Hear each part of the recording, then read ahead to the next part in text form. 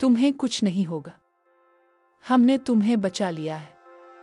अस्सलाम अलैकुम दोस्तों, हम एक बिल्कुल नए तवानाई से भरपूर तज्जियाती वीडियो के साथ हाजिर हैं। आज हम एक ऐसे हैरत अंगेज किरदार का तज्जिया करने जा रहे हैं जो दुश्मन की सफ़ों से निकलकर एक सच्चे हीरो में तब्दील हो गया, फलाउस।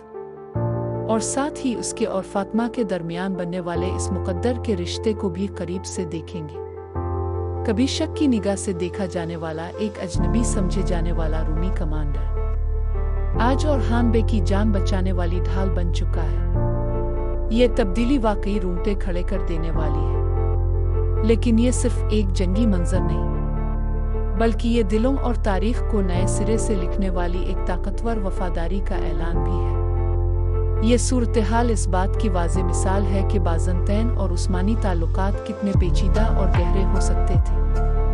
अब ज़रा इस सांस रोक देने वाले जाल की तरफ वापस चलते हैं। हमें पूरा यकीन है कि ओरहान बे ने अपने सबसे काबिले एतमाद अल्पस को खुफिया इशारे भेजे थे, क्योंकि वो हमेशा चंद कदम आगे का सोचते थे। लेकिन जिस बात की किसी को तवक्को नहीं थी, वो इस मंसूबे के इंतहाई नाजुक लम्हे पर फलाउस की खुद कुर्बानी थी। जब हेक्टर का तीर ओरहान बे की जान लेने के लिए आया, तो इस रूमी कमांडर ने लम्हा भर की भी हिचकिचाहट न दिखाई। एक तेज रद्दअमल, एक लम्हाती फैसला, और वो तीर दुश्मन के नहीं बल्कि एक दोस्त के जिस्म में पैवस्त हो गया। ये वाकया फलाउस की जानिब से ओरहान बे को दिया गया एक खामोश मगर दायमी वदा था। एक ऐसा एतमाद का मुआहदा जिस पर इसने अपनी जान की कीमत पर दस्तखत किए। और अब आते हैं इस कहानी के सबसे जज्बाती और दिल को छू लेने वाले हिस्से की तरफ। फातिमा एक तरफ वो नौजवान लड़की जो रूमियों को नफरत की अलामत समझती थी, और दूसरी तरफ वो जख्मी हीरो जिसने इसके भाई की जान बचाई। जब फातिमा फलाउस को इस जख्मी और खून में लथपथ हालत में देखती है और जानती है कि यही वो शख्स है जिसने इसके भाई को बचाया, तो हम देखते हैं कि इसके दिल में मौजूद नफरत आहिस्ता आहिस्ता किस तरह एहतराम और फिर मोहब्बत में बदलने लगती है।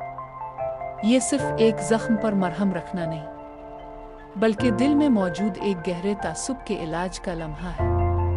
फातिमा इसी मकाम पर यह समझती है कि मोहब्बत सिर्फ आंखों से महसूस होने वाली कशिश नहीं, बल्कि एक अजीम कुर्बानी का नाम भी है। फलाउस ने एक लफ्ज़ कहे बगैर सबसे मजबूत सबूत पेश कर दिया।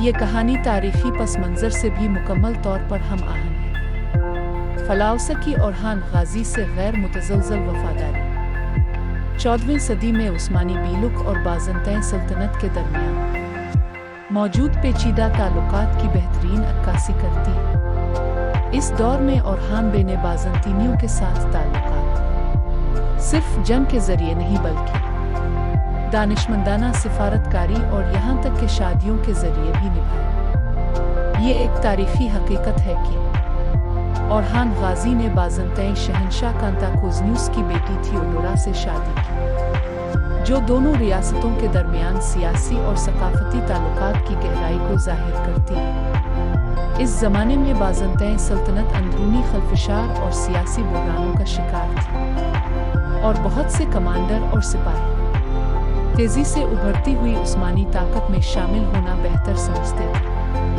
यानी एक बाज़ंतैन कमांडर का वफादारी बदलकर किसी नए रहनुमा के साथ खड़ा होना तारीख के खिलाफ नहीं बल्कि इसका हिस्सा था।